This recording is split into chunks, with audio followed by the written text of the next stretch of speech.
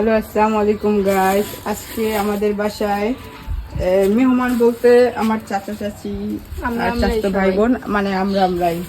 তো এই জন্য আব্বু বাজার করে আনছে। তো এটা হচ্ছে লাল মুরগি 2টা। লাল মুরগিটা দেখাও। মুরগিগুলো কত কেজি হবে? ও ডিসেন্ট করাই আনছে, আমাদের কষ্ট কম হবে এই জন্য। তাই?